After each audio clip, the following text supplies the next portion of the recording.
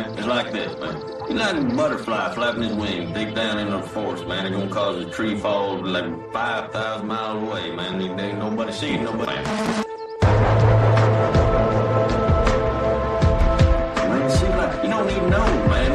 It's like you're born into this world, man. And you got like that, man. The dust and wind, man. Or like a dang old candle, man. It don't matter, man. It's all the time.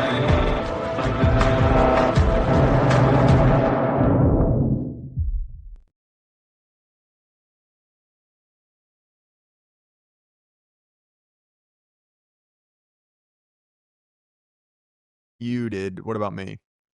There we go. Now I can hear you. Okay, cool. Incredibly professional podcast. I would say I was going to edit it out, but we all know I'm not going to. So how you doing, man? I'm doing good. And everybody needs to watch this on YouTube because that intro is absolutely a banger. It's Thank killer. You so much, man. Yeah, it was. I have some friends who are interested and who've done a lot of producing work for artists you may have heard of, and he did that for me, and I just really like it. It's kind of goofy, but it's cool at the same time. And no, it's really cool. It's really for it. It's very on brand. Thank you. I appreciate it. Yeah, it's good to have you back on because you and I have somewhat recently, about a month ago, actually met up, which was a ton of fun. That was really fun. I do exist. In fact, I guess it's easier to believe now that there's a camera attached, but yeah, man, obviously enjoy having you on. So what I wanted to discuss, because this is something I've been thinking about, is sort of doing a post-mortem on the 12-day war between Israel, Iran, and kind of us. Because obviously it was about 2 weeks, the build up, the actual operation happening, and then where we currently sit, which is it seems to be done.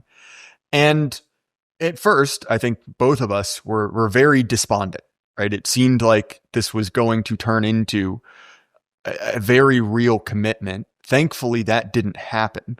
But I guess from my perspective, one of the most interesting questions was, A, is this Trump's plan all along? Did he know going into it that he would sort of weasel out and turn that mountain of lemons into some form of lemonade? Or was he simply reacting to stimulus? The base is chimping. I don't want them chimping, so I'll do something. I'll pull something out of the hat. So maybe it'd be better to start slightly earlier. What was your sort of initial reaction to this story when it started? When I heard that something might light off, there was some, as they say in the biz, chatter. I immediately started asking questions as to, okay, is this, the assumption is always we lead everything. And that really upset me that we couldn't keep a lid on this, or didn't want to keep a lid on this, because we had Witkoff and Anton in theater negotiating. And, I don't know Steve Witkoff. I know Michael a little bit. And Michael is very capable. I'm so thankful he's involved, in the program. He's a brilliant writer and just a very, very smart, well thought out guy. And my first reaction, honestly, was personal, that we're going to leave these guys hanging in the wind. And then I wrote a 4-part series over at, Claremont's, The American Mind, arguing for more geopolitical realism and for restraint, not isolationism, because we are where we are. And, I think isolationism is unrealistic, but an attempt to realistically respond to the fact that we have no enemies. And I know that raises a lot of eyebrows, but an enemy is one who is an existential threat to your way of life. And there really those don't exist in the modern world. There are potential enemies. The former USSR, modern Russia, holds a lot of nuclear weapons, and things could get weird with them if we really tried. I think Putin has shown himself to be have amazing restraint over a lot of provocation on our part and other NATO partners' parts. And then, but we have one rival, and that's not Russia; it's China. And so, if that's the true picture of the world, that we have no enemies and one rival, then the job is to minimize the chances of that rival becoming an enemy, and to get along, at least in some way, with everybody else for the benefits, number one, of your own citizens, and number two, of the civilizational project. We're the champions, for better or worse. We're the lone standing champion of what remains of the West, and by that I mean the extension of Christendom. And so the parties that we need to partner with need to be on that program. They don't need to be doing their own thing. So those were the thoughts going through my head when, the hours leading up to Israel, launching an attack against Iran. And we can talk about how that came about, what I know, which isn't everything, obviously. I'm sitting here in Dallas, but I was in D.C. last week, and that was fun and very interesting.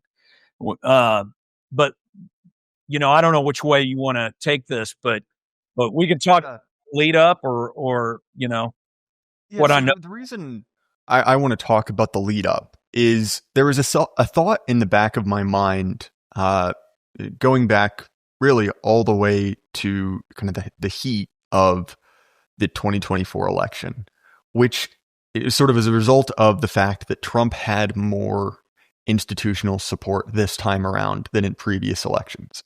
Mm-hmm. And to get that institutional support to whatever degree you have it, you're making a deal with the devil, right? They will collect their due. And there was always the thought in the back of my mind, it's like, oh no, is this setting up for a reset to 25 years ago, right? Is this effectively some form of contained conservative backlash in order to get middle America back on side to drive up recruitment, right? To put it bluntly, as academic agent Nima Parvini said, to get white boys dying for wars again, right? The idea of, bringing these people back from being, so we say, disgruntled, unhappy with the American system, back on side. And so that was always kind of a thought in the back of my mind, like, oh no, are we shaped up for this again? And so, as soon as my sources, shall we say, started whispering that, hey, this might happen, it's the first thing that went through my mind of like, oh no, here we go again, right? This is, we're getting enough America, the sort of like hallmarks of patriotism to get people back on side as a cynical ploy. And, initially, right, in a couple public appearances, I was pushing against this very strongly because there's, at least to some degree, we've seen Trump is reactive to pressure. The way that he sort of walked back, certain provisions for H-1B visas, multiple times we've seen this sort of A/B testing where he'll float something, bad reaction. Okay, never mind. And so that's the reason that I thought it was worth chimping for, right? There's at least a shot. We're not sure exactly to what degree that lever works, but hey, look, if you've got a lever, you might as well pull it because this had the potential to be a very, very bad situation. Right. And then next, I thought the sort of interesting thing after those initial rumblings was that bizarre week or so where Israel was really, really trying to get us involved, but we hadn't done anything yet. Because that, again, from a certain standpoint, the idea is that Israel can make us do whatever it wants. And look, they ultimately got at least a certain fraction of what they wanted. But I thought that week was sort of telling. Because look, like, obviously there is some hang time between deciding we're going to drop bombs on Iran and actually doing it. But that isn't a week. That could have been done earlier. And so I'm curious, what do you make of that sort of bizarre hang time? Because from the outside looking in, and I realized neither one of us was there in the room, it seemed as if there was a furious debate going on, right? We were hearing fairly anti-war sentiments from people like Vance and others. And absolute bloodthirsty insanity from certain figures in conservative media and the administration. Largely speaking, I think the biggest casualty of the 12-Day War was Mark Levin. He's dead. Lost his mind He, and his career. Absolutely, clowned himself. And in previous, let's say 10, 15 years ago, not a dumb guy, obviously what his viewpoint and who he, what he's moving before, but was really, I was honestly, I wasn't shocked because he's been moving this direction for a while, but it moved into self-parody, and that's sad to see. I mean, you'd like to see people from all sides have some level of, it's sort of like the Bill Kristol effect, where it's like, I don't like you. Well, I still feel bad for you. I've never taken Bill, even in the early 2000s. I've never taken him quite as seriously. The guys in that the Podoritzes are, whether I agree or disagree, and you usually disagree, but they're more serious. Bill is, I don't think, near the intellectual level that he tries to portray himself as. But let's get to this lead up, because I'll tell you, no, not at all. Here's what I think was going on. I think that Witkoff and Anton. So Witkoff was leading the strategic negotiation with the Iranian delegation. Anton was leading the technical negotiation. And what happens is, and somebody who's a real diplomat will send me a note saying, "Well, it doesn't work." I'm playing in generalities. You get the strategic, the main things that we're trying to accomplish, and then you have to get the details of how we're going to do it. So that's the strategic and technical sides of this. And two very, very capable people. I mean, Witkoff has been unreal. And like I said earlier, Anton is a very capable, very smart guy. And I think they were negotiating in good faith. I think their mission was in good faith. I think from the bigger fish to fry here, again, we have one rival in the world, and that rival is China. And so what the goal is, and I haven't spoken directly to Michael about this. We're not that close. We're acquaintances. So this isn't coming from any, I'm not getting this from any secret source, but it's pretty clear that the understanding has grown that we don't need to be pushing more and more cards into the hands of the Chinese. That Iran is, like them or not, is incredibly, they are Iran, the Iran, Afghanistan, Pakistan, that part of the world used to be the subject of the great game, right? Back in the Crimean War days and everything, where it was fought over between Russia and Great Britain because of its strategic place in the world. And so it's an important player. It has heavy crude rather than light sweet crude, but it does have tremendous energy resources. It is unassailable. You're not going to invade. I don't care what anybody says, unless you're China and have millions of people to just throw at the problem. You're not going to invade it. It's a mountainous salt desert to the south. It has a massive, inland sea to the north that we have no interdictory capability of. Although Israel, it seems, was flying, we can talk about this in a minute. It looks like Israel was flying missions out of Azerbaijan, and it looks like Russia and Azerbaijan are kind of at it today. That's the latest stuff that's going across the intel wire. But I'm getting ahead of myself. So anyway, Witkoff and Anton are negotiating in good faith, and the idea is get some kind of agreement, because ultimately, what makes the function of Iran is in the best possible scenario is for them to be an independent player that plays nice in the sandbox, which they haven't been doing, but they've been under sanctions for so long, and they have this nuclear deterrent and this terrorist. They finance terrorism as a way to try to get folks to the table. Now, I know people are like, you don't negotiate with, just grow up. You've got to realize these are people play the cards they have. And those are the two cards they have, is a nuclear threat and low-level terrorism. Now, obviously, if you're the Israelis, it doesn't feel very low-level.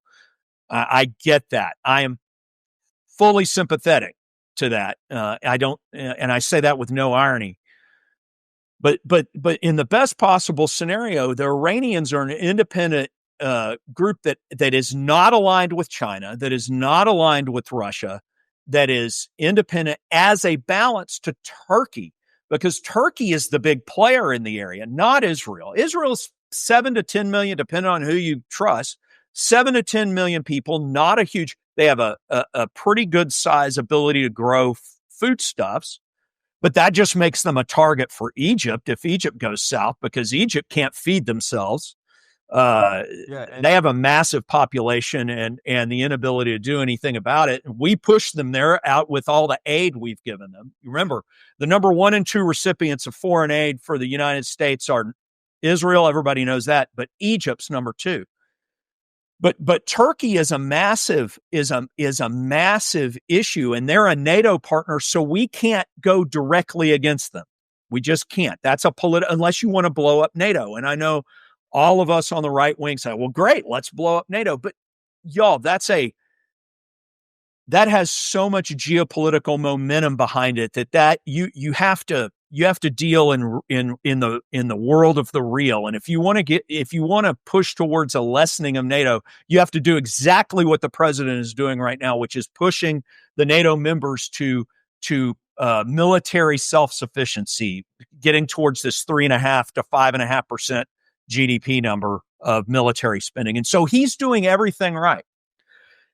But I don't think that matches with what Bibi Netanyahu wants. So Bibi sees this move towards enabling Iran to be an independent player that we help defend against with Israel. And Netanyahu, I think, from what I understand and what I'm hearing, is saying, hey, we're going to attack them. Because they know that because that next Sunday is when the treaty, the agreement was up to be signed.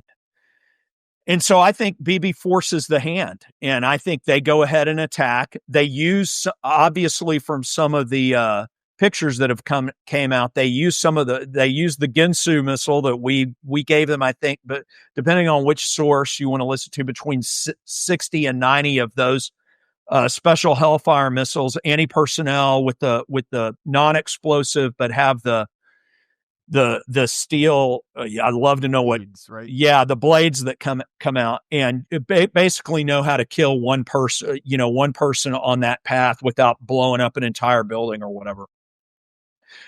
They use those to great effect. It looks like they were flying missions out of Azerbaijan. It looks like their intelligence services infiltrated Iran, inside Iran, pretty extensively. And you know what? Good for the Israelis in the sense that they know how to run ops. I mean, the Mossad is very, very capable. They just are. But I do think Bibi forced Trump's hand. And Trump, in reaction to that, came out with this crazy messaging. Oh, we were, in it all along. I think that's absolutely Trump throwing stuff at the wall to see what sticks. And with Trump, you have to realize what you're getting is, people were saying, this whole meme came out that whether you're a panican, you're panicking or you're a planican, you trust the plan, and I said, that's a poor heuristic to understand what I am is right. I'm a mannequin. I trust the fact that there's a man there who is very good in a crisis. I don't always agree with it, but he understands that he can press the risk up because he can just manage through. And from what I hear, and I have the sources I have in this are well placed, that the response he ultimately came to, game theory, I'm not saying Trump is some game theorist, but he understood the way to stop this was, well, we will take out the threat and then everybody's got to go back to their own corner. And he came up with this largely on his own. And so that mission had been previously notebooked, but was put together pretty quick. And look, and Trump does believe, unlike I've argued that a small nuclear deterrence in the hands of the Iranians might not be a terribly bad thing, because I think mutually assured destruction makes everybody play nice. But Trump is in the full on, his personal conviction, from what I understand, always has been that Iran cannot be trusted with nukes. So I'm willing, as a guy who trusts the man, not always the plan, but the man, I'm going to go along with that. I'll argue my position, and that's what I've done in my writing. But this was his response to his hand being forced. And it looks like he's come out politically in better shape than he went in, which is typical Trump. Here, he's getting lemons and rotten tomatoes thrown at him, and he comes out with this salad. Hey, look at this. Look what I just did. And you got to hand it to the guy. But that's what I understand happened. I could be wrong, but I think that's the best explanation I've heard. So yeah, there are several things that I find interesting about this. One of them, which I haven't, because again, we're dealing with capable actors here who are very eager to distort information to suit their ends, right? So it's very difficult to say what is actually happening. But during the sort of salvos from both sides, right, where both Iran and Israel are being hit, one of the things I found interesting is it seems like Israel got hit a lot harder than they were planning on. Obviously, Israel is a capable military. They were able to bombard Iran. You mentioned the sort of natural fortress that is Iran, and I think one of the things that's helped them, because look, they've had practice, is just burying everything under a mountain, right? Like obviously the reason they wanted us involved so we could use bunker busters.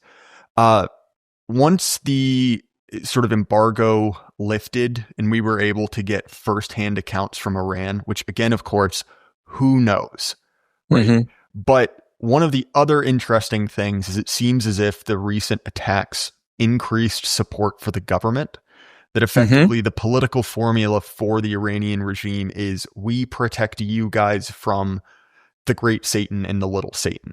And so that was reinforcing. Whereas obviously there's a similar factor going on in Israel, but Likud and Bibi Netanyahu in particular are in a tough spot, right? The Likud, I guess you'd say, coalition has been fracturing for a while. Kind of, there have been slow defections. And also there's a secondary part that I believe Netanyahu is currently at trial, if not it's supposed to happen this week. And so I think that your point about Trump being able to kind of bizarrely come out of this situation relatively well is my reading. Also, one of the things that I'm sort of interested in is, to what degree does this solve the long-term problems facing Israel as a nation or Netanyahu personally? And I think it might have solved certain short-term problems, but on the other side of it, it seems as if they are in a worse situation. And one of the things that I forgot I meant to bring up in talking about these bombardments is, obviously, Israel's air defenses have been routinely tested. And there was sort of this sort of spirit, like mental idea of the Israeli force field, right? They're untouchable. And obviously the Iron Dome's designed for short range stuff. Things get through. Yeah. You want to talk about that? You want me to talk about that real quick? Yeah. So the Iron Dome is not exactly, but similar to our Patriot system.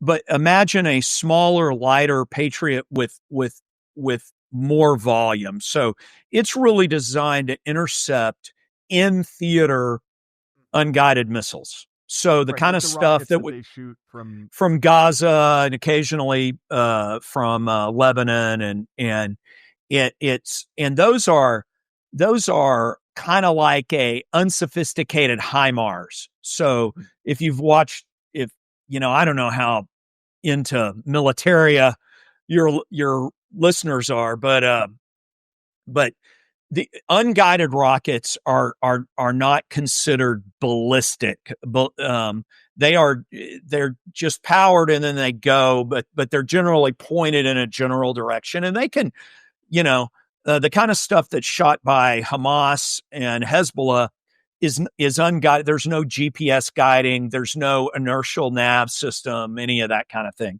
It's just point it in that general direction, and it's not super fast. I mean, fast enough to hurt you, but they're they're in theater. Okay, so what Iran launches is a medium range ballistic missile, and they have several tiers of this, and that's something that goes up into space and then tips over and then is coming down and has a long way there, and you have you're what's called a reentry vehicle that carries not a science package, because these are all conventional, but it carries high explosive.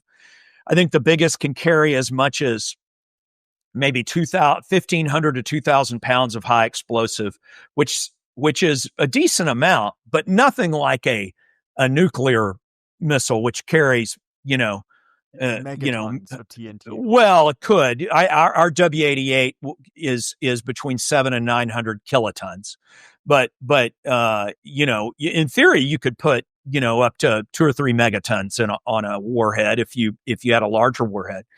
But our reentry vehicles, for instance, the W-88, I think that reentry vehicle is 500-600 pounds, so not very big. 3 people could carry it, but these are for every pound you've got to get up into space to get downtown, get back down. You're talking 7-8 pounds of rocket and fuel. So these are 2-stage weapons, and it to get that high, they are coming down between Mach 4 to Mach 8. So these are very fast. And the only way Iron Dome had any chance ever of intercepting any of these missiles if they were low aspect shots. Now, what's low aspect? For those of you who are watching, low aspect is something that's coming right at me. So imagine I've got a missile coming at me and I'm trying to shoot it with a gun. Is it easier for me to shoot a duck that's flying right at me or a duck that's flying across? Well, the one that's coming right over my head is a lot easier. That's a low aspect shot because the angle of incidence, the rate of change is less. Okay. So what happened with a lot of these situations is the batteries were trying to hit high aspect shots of multiple Mach reentry vehicles, and it's just not possible. And so our THAAD system was brought to bear, and our THAAD system, that's our terminal high altitude anti-ballistic defense, THAAD. Our THAAD system hits these things before they get very far downhill, out in space. And so you get these spectacular explosions that, and everything up in the troposphere. But those are incredibly expensive. Each one of those THAAD interceptors is $12 million at cost. And to replacement cost is between $15 and $18 million. So the calculus is all wrong from an offensive and defensive perspective. And the Iranians, who have no projected air power, they just have missiles. They have a little bit of a navy, not much, but they have an incredible. This missile technology is great, but anyway, that's why the Iron Dome wasn't successful. Anyway, and to just put a pin on it, to finish this up, the latest edition of which they started firing at the end of their medium range ballistic missiles, had all these reentry vehicles are hypersonic, but some of them have a boosted reentry vehicle with a shape that allows them to go extra fast at the end and actually maneuver.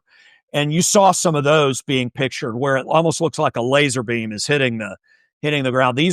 That was their most advanced, and those are impossible to shoot down. They're just moving. You're talking about between Mach 8 and Mach 11, and it's you're just not going to shoot those down if they're allowed to get into that reentry phase. So that's why Iron Dome wasn't working. It was never designed to counter these kind of threats. Well, of course, and my point was not necessarily a technical one, right? But just to say the narrative surrounding this impenetrable force field, right? The idea that, Israel is immune, that was tested. And obviously, look, like, I assume all of the relevant military commanders knew that, right? The people in the room knew that. But if you are an average citizen, you're like, oh, wait a minute. I thought we were good. I thought we had that covered. And I think that that's sort of a relevant portion of it as well. Moving on to our response, because one of the things in the wake of this that's sort of, again, very difficult to tell is how effective were these B-2 strikes. It seems as if it was very much contained. And according to Trump and co., complete and total destruction. We got whatever we wanted to do. The military program or the nuclear program is done. Maybe. But the fact that Iran's retaliatory strike was pre-announced on an empty base and no one was killed, to me indicates there may have been a behind-the-scenes conversation where it was something along the lines of, hey, look, we need to do something. We know you need to do something. Neither of us really wants to actually do anything that would provoke a wider war.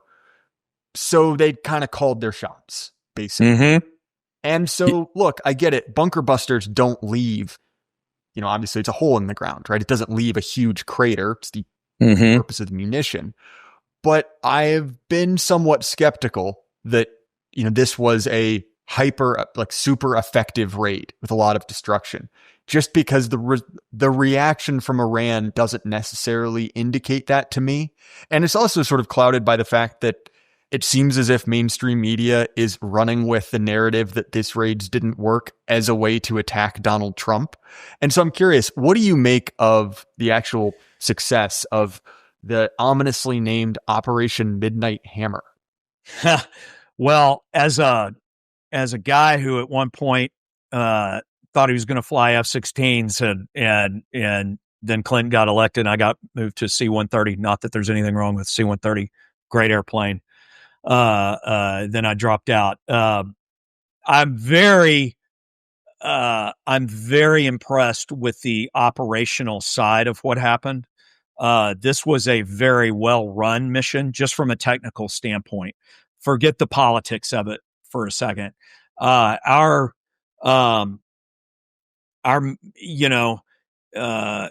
We did an operational test of this massive ordnance penetrator, and we hit the ventilation shafts. If you look at the before and afters, what we did, and we did self-contained SEAD. So SEAD is suppression of enemy air defenses, SEAD.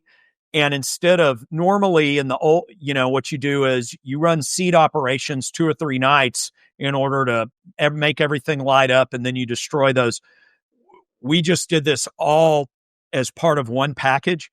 Just operationally, I'm very impressed. The Air Force, and I'm sure there was Navy interaction, but the USAF is a capable operation still, and I was very, very impressed with that, the level of execution.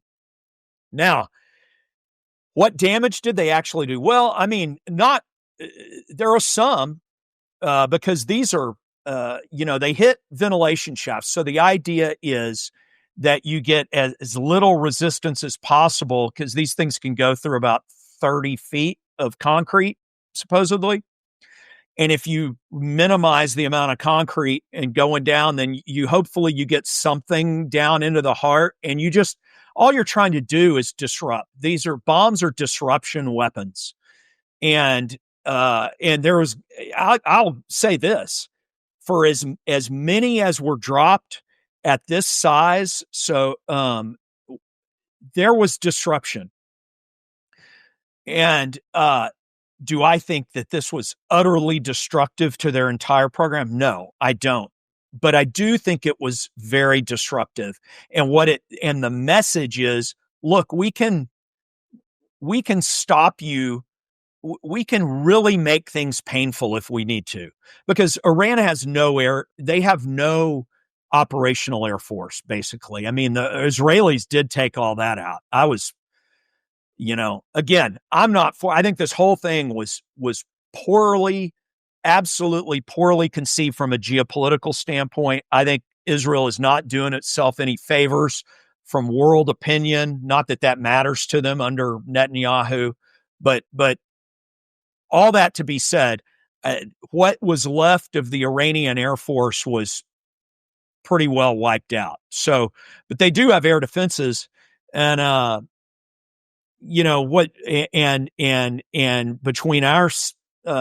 between what we've done and they've done, it looks like we sent the message that we can go in and disrupt this when we want to and make it very, very painful. What I've been very surprised with, though, in the commentary, is the lack of understanding of how a nuclear program works. If when you enrich uranium, you're just trying to get to several critical masses, but critical masses does not equal a bomb. I mean, what you have to do is then construct basically a shotgun, a bullet style science package weapon, and these are massive. You can't do anything with it. I mean, we could do something. So we had Little Boy and Fat Man for Hiroshima and Nagasaki, and one of those was this gun type weapon, and only a B-29 could carry it. It was massive. They don't have that. So I mean, they can truck so let's say, and the way that works is you have almost critical mass target with a wedge taken out. I mean, normally it's more like a cylinder.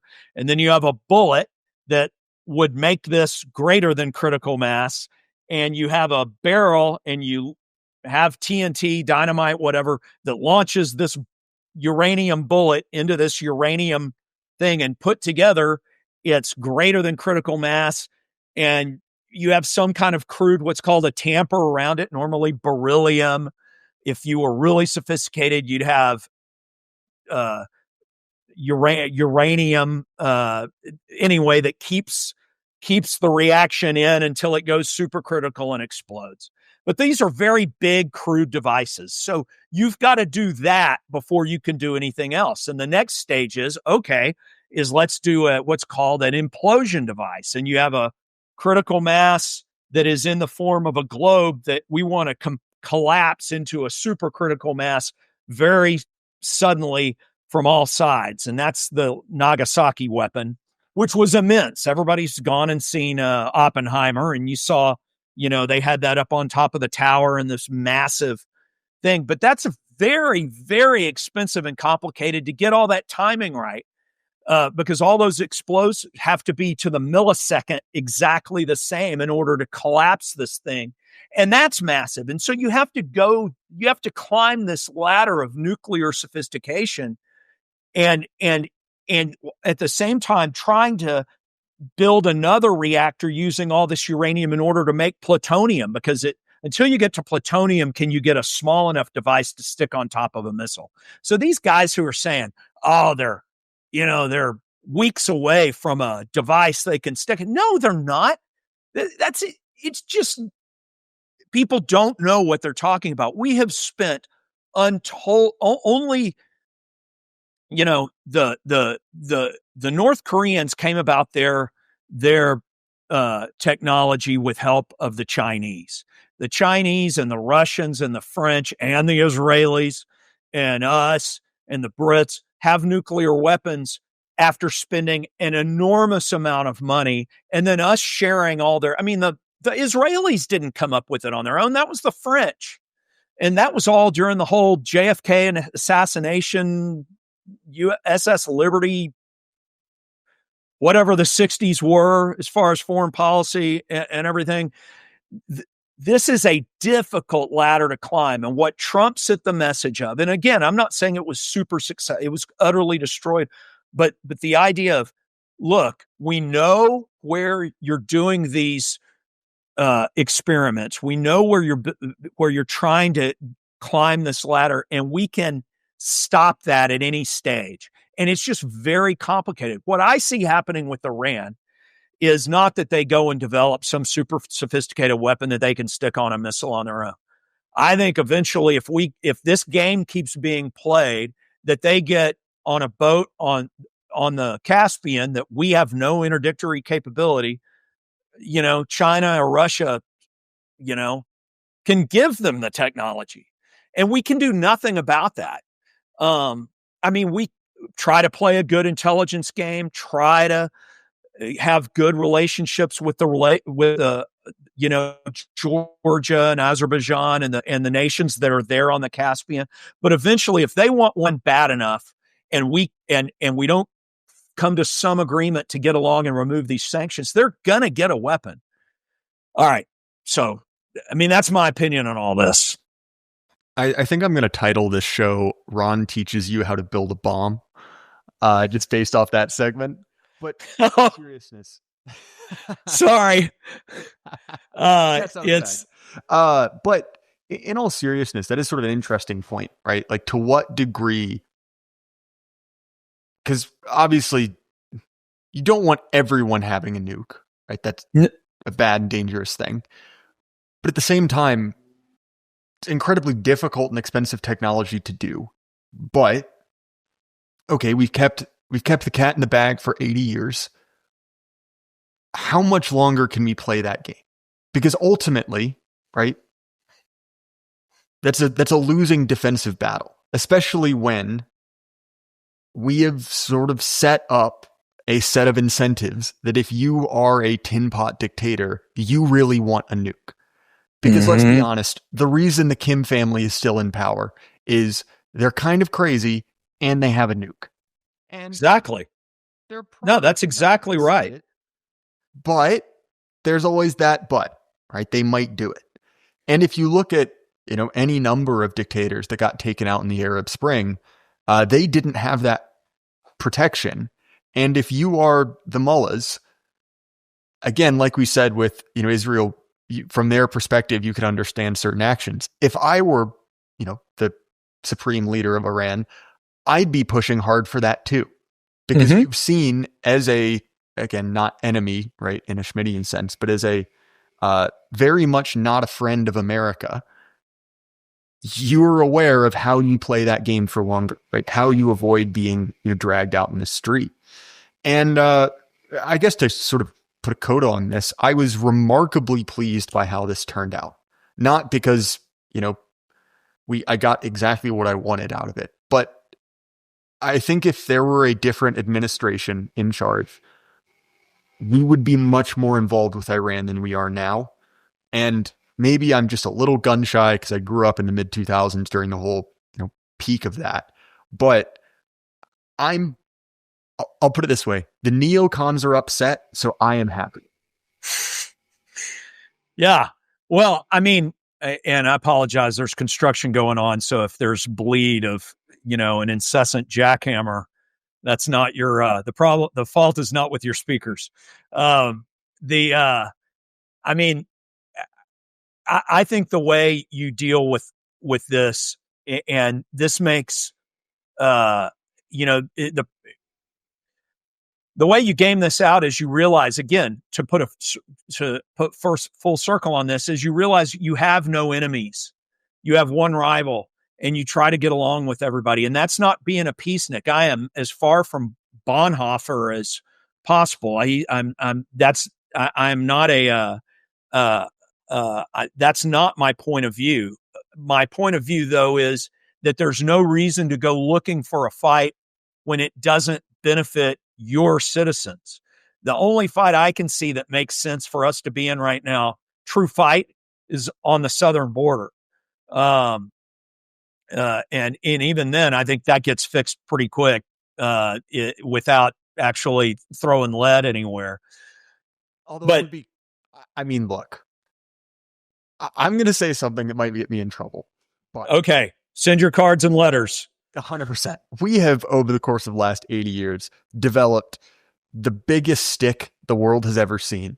And if we're not going to use it to go after satanic drug cartels in Mexico, why did we build it in the first place? Like, my tax dollars bought quad nods for like 10,000 different guys. So at least we could do something fun with it. Why? I mean, seriously, who is threatening Americans' way of life right now? Well, you can say, well, the Chinese who are sending fentanyl here, that's terrible. Okay, who are they sending it through? Who are their mules? And you don't want, when I grew up, so I'm in Dallas, Texas. And when I grew up, there was nothing more fun to go visit my relatives down in South Texas. And we'd make a day trip down to the border and spend the day in Matamoros and have dinner. That's a Mexican border town across from Brownsville, down near where Elon's, good night. What's it called? Star Base or whatever is it's all right there. And we'd spend a day and an evening and eat, and it was awesome. You know, you'd get treated like a king, and you can't do that. Matter of fact, 1 or 2 counties in can be pretty rough down there. You got to be really careful. Well, that's really affecting Americans' lives. Same from what I understand, in parts of south of Tucson and south, south of the border parts of San Diego. And it shouldn't be that way. I admit, I'm about to go. In 2 weeks, I'm going to Mexico. I'm going to Cabo. I enjoy the average people. I love the people. I love the Mayan folks out in the out south of Cancun. There's an area we love, and I love Cabo. The people there are a little different, but they're just people, and we have allowed that culture for that state to fail. Now, Mexico geographically is very hard to govern. It just is, unless you're very first world, very interconnected because of the way it's set up. It's just a very difficult place to govern. So it needs our helping hand. I mean, it should be a satrapy, right? It should be absolutely either a client state or a protectorate satrapy. We should have way more influence than we do. But it was in the left's best interest to just allow it to be its own irritant. And that should end. It should have ended yesterday. But look at what's happened. Our guys tried to put in a remittance tax, and where did it end up being? 1%. Yeah, which is absurd. In the big, beautiful bill, 1% remittance tax. And they threatened us with military action. I'm talking about the Mexican government, both the president, what's her name, Scheinbaum, and the head. Don't. That was a good hard count, but you're not drawing me offside. I'm not. Jay, and then the president of their Senate did the same thing, and threatened military, a call up basically. Well, and so I don't get that. We if we're going to be, that's what's in our nation's best interest, is to deal with that problem. And then the jackwat, you and I are both very good friends with a bunch of people up north. I'm married to a Canadian. I'm an honorary Canadian. My in-laws are Canadian. I went on a mission trip as a high schooler throughout Canada, sang all kinds of folks in Western Canada. I love Canada. It's beautiful, great people. But what on earth is going on up there? How we are not, and Trump's kind of ham-fisted about, you're going to be the 51st state. We need to be we need to be exercising some real statesmanship in order to get them in our back pocket, and we're not doing that very well either. So I think our problems are right here. I think the smartest thing is a very heavy Monroe doctrine. We own this hemisphere, and that is all the way down, to oh gosh, what's the name of the southern Chile? Ushuaia? Is that what it's called? We'll go with it. We'll figure it out after we've taken it over, right? That's right. That's right. But the point is, we've got problems here, and not in Iran or the Bekaa Valley or wherever. So well, and that was this is a whole nother discussion. The big beautiful bill, which was thoroughly depressing from our perspective. Although it does seem that Immigrations and Custom Enforcement, their funding went up by a factor of 8. So, Trump wants to get to $2 million a year. And I guess, multiplying their budget 8x is a decent way to do that. So fair enough. But, no, he's done a good job at getting that, problem down to a trickle. There's not enough outgoing. But the incoming, he's done a good job, and it's just paying attention. You make it difficult. These are, hey, look, I don't excuse it, but I have some, people want a better life. This is the land of milk and honey, wanting to come here, but we got to take care of our own citizens first, and we haven't been doing a very good job of that. So let's, immigration is a spice on the main dish, but it can't be the main dish. And so let's just turn that, let's take the salt and pepper shakers out of play for a while. It's and this is honestly, I found the previous news story before the Israel-Iran war much more interesting, which was the anti-ICE riots. Those went on for a very long time. It finally died down, but they were still active at least a week ago, which was much longer than they were in the news. But you mentioned earlier the president of Mexico basically threatening America over resistance taxes, and the fact that many of these rioters were carrying a foreign flag, assaulting government officers, and then the government, not governor, excuse me, went too far back in Mexican history, but the president of Mexico is basically saying, yes, those are my citizens. It's like, what is this, right? Is this a nation or not? And also say, I think that from the Trump administration's perspective, the foreign policy stuff, particularly around Israel, is not a very comfortable space to play in. There are a lot of ways to ruin that, to end up with egg on your face, whereas pivoting back to domestic is much more in their wheelhouse. And so I'm hoping that, obviously, it didn't seem as if this was an issue they wanted to get wrapped up in. As you said earlier, it seems like Bibi kind of forced his hand. But I think that a pivot back to the domestic and hopefully a focus on that for the rest of the term would do the country a lot of good. I agree. I think, sorry, I'm also playing a hedge fund manager while we're doing this. And so I had a trade notice come up. So I apologize. I do have to make a living, in order to pay for this palatial office. But no, I think look, that ICE deal, I have very little, you start carrying you start brandishing a weapon and a foreign flag, that gets real close to, we know they're not. So we have to be real about this. We can't, everybody's saying, well, then they're foreign troops. Well, no, they're not. They would be irregulars, but what they are protesters that are doing something very unwise. And the right response to this is to say, we have a policy, just come out on maybe a presidential address and say, the right of peaceful assembly is for American citizens, but as a policy to know that you're American, as a sign for us, for our law enforcement officials and perhaps our National Guard to know that you're an American citizen without getting to the point of having to check papers. We're having a policy of no foreign flags being flown at any peaceful assembly, and you have to do something like that. And then once you do something like that, then the next steps can be taken. But the fact that we just kind of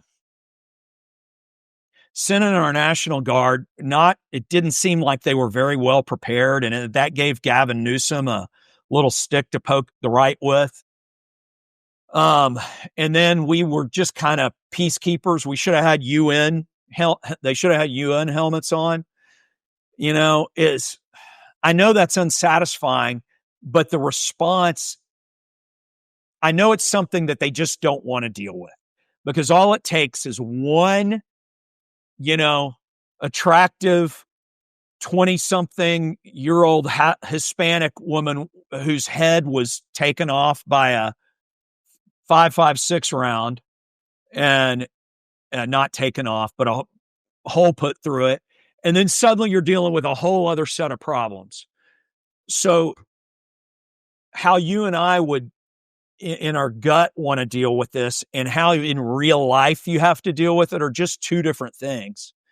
And I don't... Trump for kind of getting me all excited with that Apache gunship. I emotions for the first time in a while. Like, yes, come on. I mean, I love, I mean, part of it isn't just good intel. I mean, there was a huge demonstration planned for here in Dallas. So the Margaret Hunt, I don't know if you can see it from the webcam, but we have a couple of big bridges that cross the mighty Trinity here in Dallas. Just FYI, Dallas, I believe, is the largest city on earth not on a navigable waterway. There's no real reason, but we do have two pretty bridges over this stream we call the Trinity River.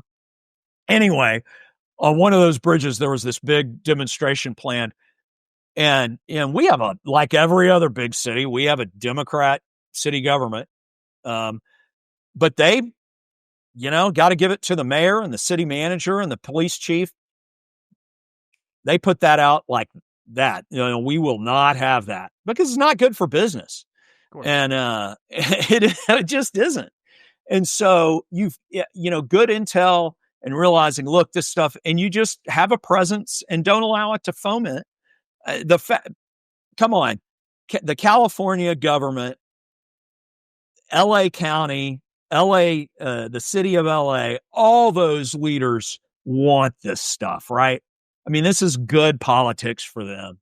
And so it's going to be allowed to happen. And really the tools that the federal government have are all very blunt force instruments. And that plays into their hands. I mean, you could federalize California. How do you think that goes? How do you think that goes? We had a president federalize some states. And we're still, as a Texan, we're still pissed off about it. So, you as long as we're this Republican democracy, whatever it is we are, late stage or whatever, you've just got to be a good poker player. And that means sometimes you take your losses and live to play the next hand. That does not make us on the right. I didn't say conservatives, on the true right. That doesn't make us happy, but sometimes it makes us smart. And I don't know what the answer is beyond that. I'm not much of a domestic policy guy other than, states' rights and super hyper federalism a la Angelo Codevilla, God rest his soul. So I don't know. I don't have the answers. So Ron, we are fast approaching time. If people want to find more of you and your work, what's a good way for them to do that? After this talk, they want more? Okay, you gluttons. You haven't heard Ron speak enough. If you just got to have more. Yeah, if for some reason you fell asleep during the podcast and have woken up, you can find me. I just had another article drop at The American Mind. the kind of short form product of the Claremont Institute. I love those guys. Ryan Williams, president. They are. It's a very intelligent organization with a diversity of opinion, but generally on the right. You can find me there at The American Mind. You can find my work at American Reformer, run by William. No, not anymore. Run by Timon Klein and Josh Abatoy, kind of a Reformed Baptist and Presbyterian, but with really a political theology online presence. And then you can find me on Twitter, Ronald Dodson, and at my Substack, The Eyes of Achilles, Ron Dodson, Substack.com, however that addressing works. And then at a podcast near you, like this one. Well, thanks, Ron. This was a ton of fun. I'll be sure to link that, including the feed for all of your articles on The American Mind. So be sure to check that out. As far as my stuff, the Jay Burden Show is available on Apple, Spotify, YouTube, anywhere you want to listen to podcasts. If you want to support us, you can do that on Patreon, Subscribestar, pretty much any platform to get the episodes early and ad-free. Or you can check out our sponsor, Axios Remote Fitness and Coaching. Again, Ron, this was a ton of fun, man. I always love it. And I love the reveal. Yeah, thank you. I appreciate that. And everyone at home, keep your head up. Life can't last forever. Good night.